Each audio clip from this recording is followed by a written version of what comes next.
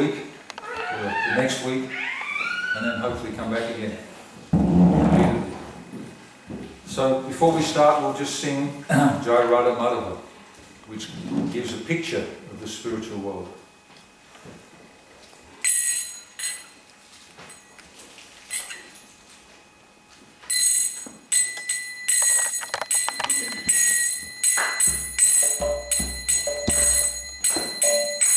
Jaya Radha Madhava Kunja Vihari Jaya Radha Madhava Kunja Vihari Radha Madhava Kunja Vihari Jaya Radha Madhava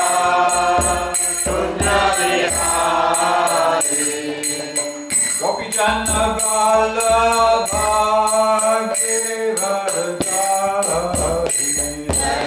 Gopi Janna Vallabha Giridhari Gopi Janna Vallabha Giridhari Gopi Janna Vallabha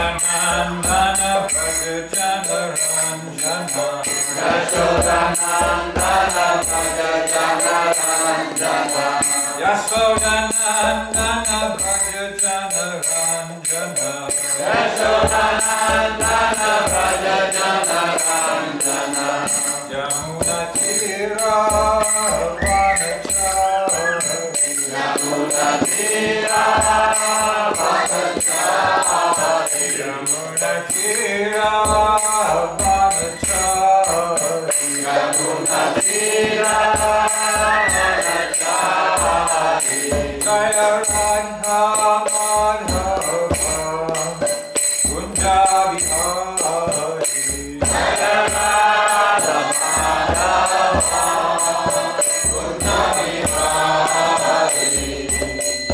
Radha Madhava Kunja Vihari Jaya Radha Madhava Kunja Vihari Gopi Jana Vallabha Giridhari Jaya Gopi Jana Vallabha Giridhari Gopi Jana Vallabha Giridhari Jaya Gopi Jana Vallabha Giridhari Yashodanandana Bhaja Jana Ranjana Yashodanandana Bhaja Jana Ranjana Yashodanandana Bhaja Jana Ranjana Yashodanandana Bhaja Jana Ranjana Yamuna Tira Vanachari Yamuna Tira Vanachari Yamuna Tira Vanachari Yamuna Tira Vanachari Jaya Radha Madhava Kunja Vihari Jaya Radha Madhava Kunja Vihari Jaya Radha Madhava Kunja Vihari Jaya Radha Madhava Kunja Vihari Srila Prabhupada ki Jai.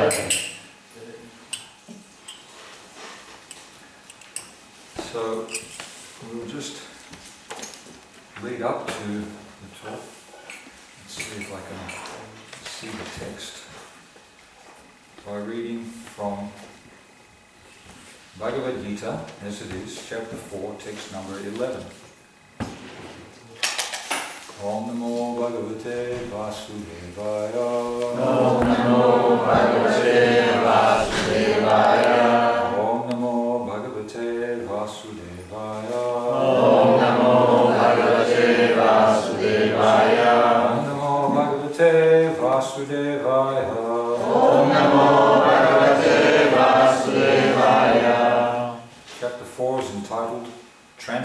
knowledge.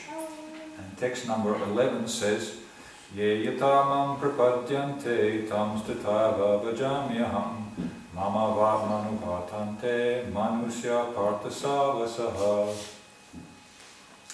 Translation.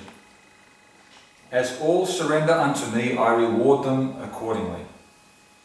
Everyone follows my path in all respects, O son of Pritha. Srila Prabhupada's purport. Everyone is searching for Krishna in the different aspects of his manifestations. Krishna, the Supreme Personality of Godhead, is partially realized in his impersonal Brahma Jyoti effulgence and as the all-pervading Supersoul, dwelling within everything, including the particles of atoms. But Krishna is fully realized only by his pure devotees. Consequently, Krishna is the object of everyone's realization, and thus anyone and everyone is satisfied according to one's desire to have him. In the transcendental world also, Krishna reciprocates with his pure devotees in the transcendental attitude, just as the devotee wants him. One devotee may want Krishna as Supreme Master, another as his personal friend, another as his son, and still another as his lover. Krishna rewards all the devotees equally according to their different intensities of love for him. In the material world, the same reciprocations of feelings are there, and they are equally exchanged by the Lord with the different types of worshippers. The pure devotees both here and in the transcendental abode associate with him in person and are able to render personal service to the Lord, and thus derive transcendental bliss in his loving service.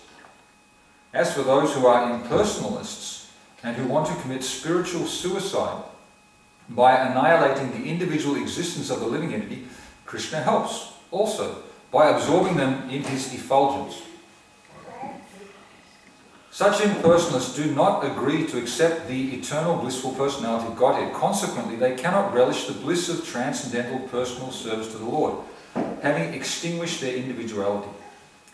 Some of them, who are not firmly situated even in their impersonal existence, return to the material field to exhibit their dormant desires for activities. They are not admitted into these spiritual planets, but they are again given a chance to act on the material planets. For those who are fruitive workers, the Lord awards the desired results of their prescribed duties, as the Yagyeshvara, and those who are yogis seeking mystic powers are awarded such powers. In other words, everyone is dependent for success upon his mercy alone. And all kinds of spiritual processes are at different degrees of success on the same path. Unless therefore one comes to the highest perfection of Krishna consciousness, all attempts remain imperfect. As it is stated in the Srimad Bhagavatam, chapter 3 of the second canto, text number 10, Akkama savakamo va mokshakama udadadi tibrena bhakti yogena yejeta purusham param. Whether one is without desire, the condition of the devotees, or is desirous of all fruitive results, or is after liberation, one should with all efforts try to worship the Supreme Personality of Godhead for complete perfection, culminating in Krishna consciousness. Omagyan Taranam Hasya Kananjana Shalakaya Chakshusum Militam Jena Tasmai Shri Gurudeva Namaha Shri Chaitanya Manobhishtam Stapitam Yena Bhutale Swayam Rupa Kadamayam Dadati Swaptantikam Vancha Kalpaturubhischa Kripa Sindhu Vayavcha Patitanam Bhavanebhyo Vaishnavebhyo Namo Namaha. Jai Shri Krishna Chaitanya Prabhu Nityananda Shri Advaita Gadadhara Srivasari Gaura Bhaktivinoda Hare Krishna Krishna Krishna Hare Hare Hare Rama Rama Rama Hare Hare. Namo Vishnu Krishna Krishna Krishna Indra Swami Namo Namo Prabhupada Sanjagana Krishna Namo Krishna Krishna. This verse from Bhagavad Gita is quite a famous verse for devotees and impersonalists alike.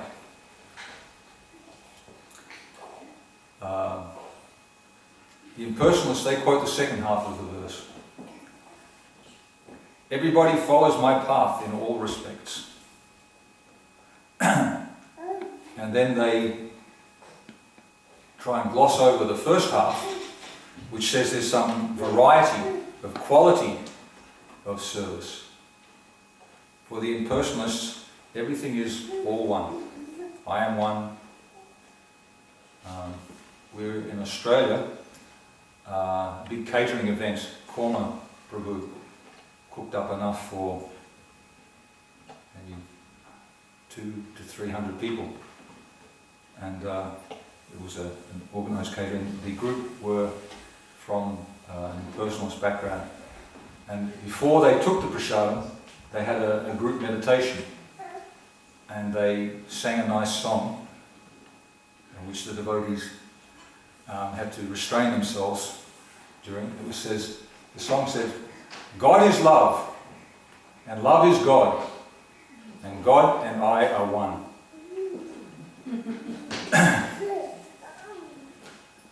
Nice sentiment, but it's not practical. What the devotees do under Srila Prabhupada's suggestion, they will meet such a person and they will challenge such a conception. They say, if it's all one, then what is the difference between the wallet which is in your pocket and if the same wallet is in my pocket? Give me your wallet. It's all one. But at the point where somebody has to deal with practical reality, then the philosophy falls apart. There's so many inconsistencies. If it's one, then how can I be talking and you be listening? Why aren't you already understanding everything? Or Srila Prabhupada would also challenge the yogis who are claiming that they can be all-pervasive. He said, okay, Krishna, he is the supreme. He is all-pervasive. He's everywhere. But you are not. Can you be here and across the road at the same time? So, very practical, very easy to unravel such an understanding. But there are people who desire that. People, and if they are serious about annihilating, as Srila Prabhupada says, their spiritual identity, then Krishna will help them. He will absorb them into his effulgence. Just here we have a picture of Sita and Ram, and also Lakshman in the background, I think. So Ram has an effulgence, an aura. This is the rays of light emanating from the body of a self-realized soul, of the Supreme Personality of Godhead. The soul, the living entity, which is the animating force within the body, is actually as brilliant as a million suns. Little infinitesimal spark, part and parcel of the Supreme, now covered by gross matter, but of the same quality as the Supreme, so as effulgent as millions of suns. And so you see saintly persons, saints within the Western tradition and saints within the Eastern tradition, that as they become more self-realized, then there's a natural glow which emanates from them. Srila Prabhupada was walking across the street in London, and one policeman, he became aware of that glow. He started calling out, he said, "That man, he's glowing! He's glowing!" It becomes apparent to almost everybody, the effulgence of the... And if you're grey-faced, that's the opposite. The living entity is covered by ignorance, by illusion. That greyness, that's also very apparent. So when one is happy, when one is connected more and more with the Supreme, then that natural brightness comes out. And the soul, the purified soul, exists separately from the body. The body is going to die, the body is going to break down, the body is temporary, it's limited. It's so many years dead. So for the impersonalist, if they want to have a relationship with that all-pervasive, that impersonal aspect of the Supreme, then Krishna is very merciful. He allows them to approach him through different processes, and eventually he can allow the soul, when it leaves the body, to merge into his effulgence. There are examples within the Krishna book of demons who were antagonistic. One demon was named Agasura. Huge 12-mile long snake was the form that he took in order to try and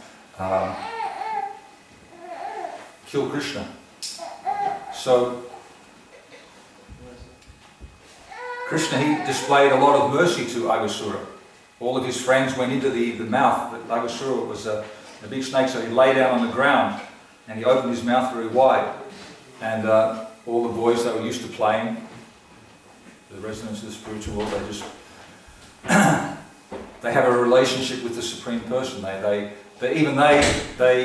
They are so perfected that they don't think of him as a powerful, almighty being. They just love him as their little friend. But their hearts are purified. They have no envy.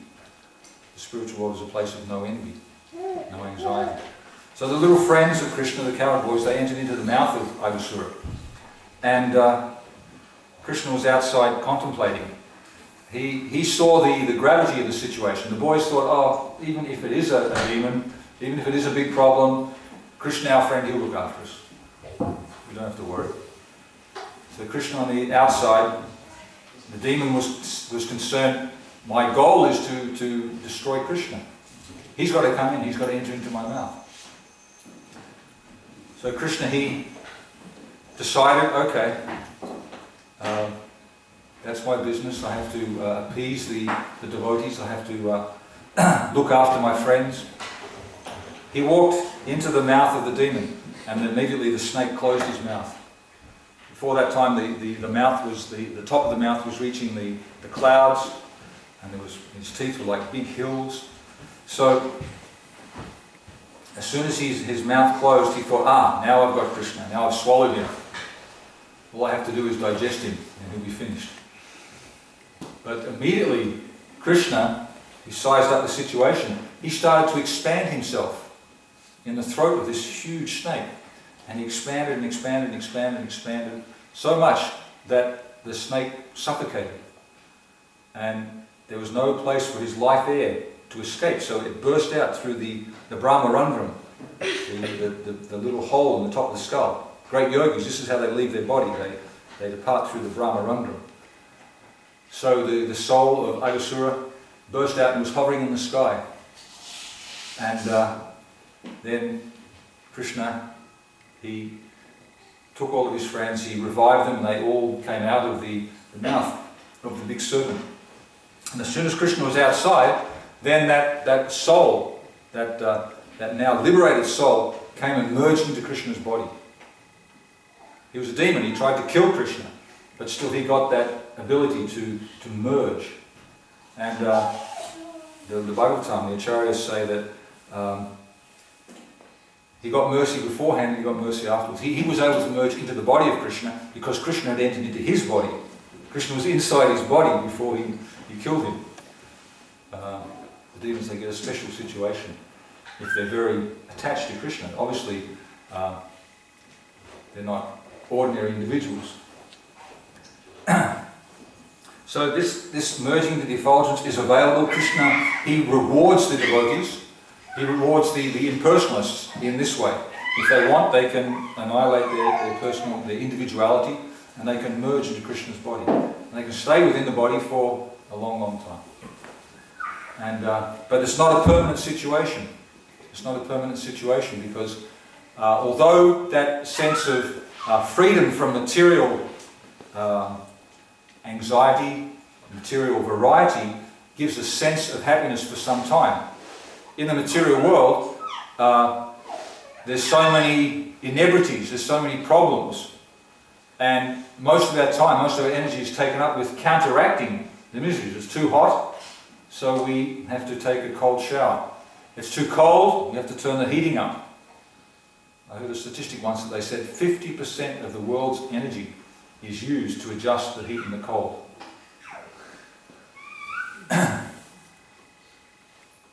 So in the process of trying to adjust the cold, when you get into an environment where the previous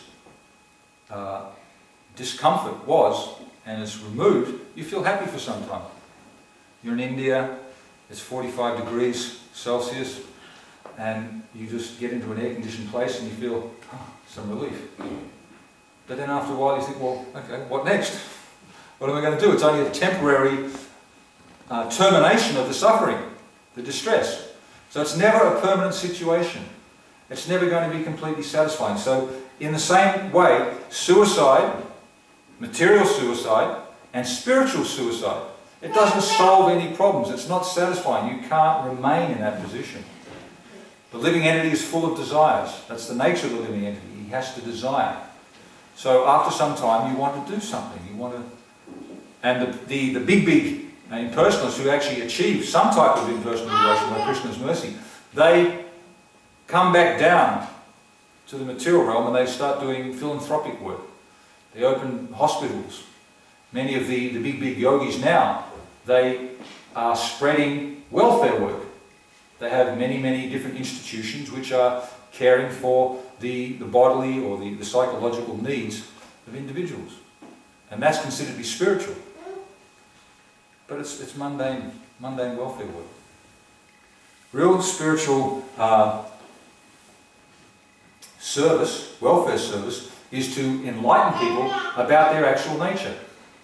To give people knowledge. With knowledge, one can then overcome all the difficulties in life.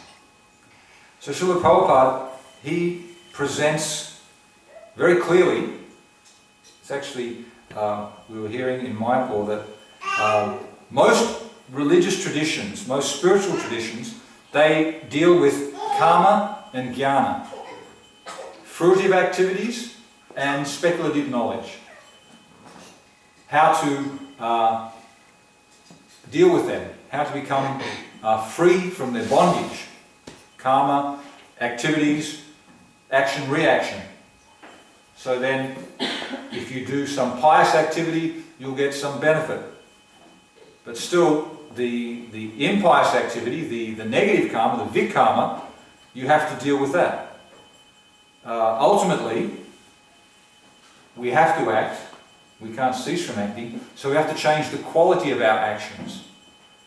Here, the verse is quoted, says, akarma, akarma, without desire. Whether one is without desire, the condition of the devotees. So akarma, without desire, the nature of living entity is to desire. So without desire actually means without material desire. So the only action which does not have a reaction is a spiritual action. A spiritual action, free from reaction. So spiritual actions are actions in relationship with the Supreme Spirit. Service to the Supreme, hearing about the Supreme, talking about the Supreme, cooking food stuff and offering it to the Supreme, and then tasting that food stuff. That's a spiritual activity. There are 5 direct items of devotional service, spiritual service. One is worshipping the deity. One is chanting the holy names. One is associating with devotees. One is living in the holy dhams, the places of spiritual pastimes.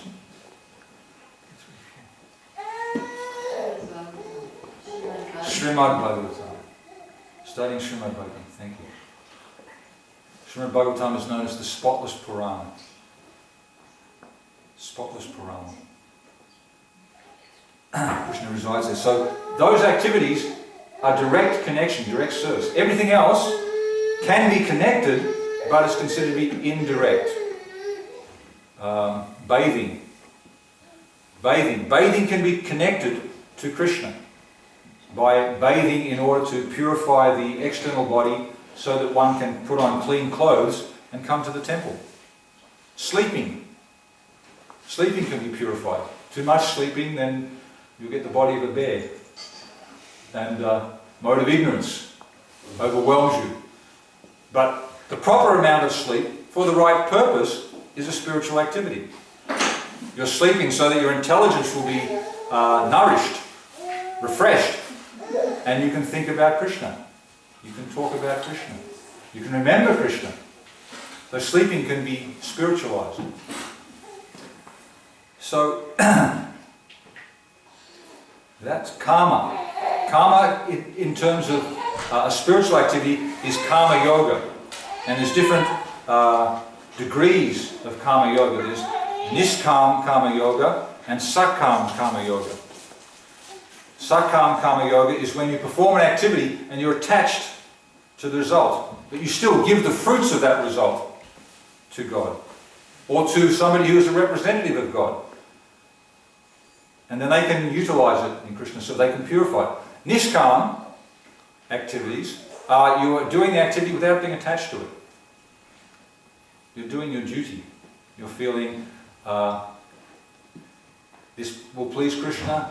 I will get pleased in the long run. It's not important for my senses to be immediately satisfied. I can satisfy Krishna's senses and ultimately I'll be satisfied. Even if Krishna wants to see me miserable and suffering, his sons, they would perform activities, and if those activities were displeasing to Krishna, then they would be considering that those things are poison. They wouldn't touch them. Whereas if they were doing things they didn't want to do, but Krishna was pleased, then they would embrace them as nectar. So Krishna is the the benchmark.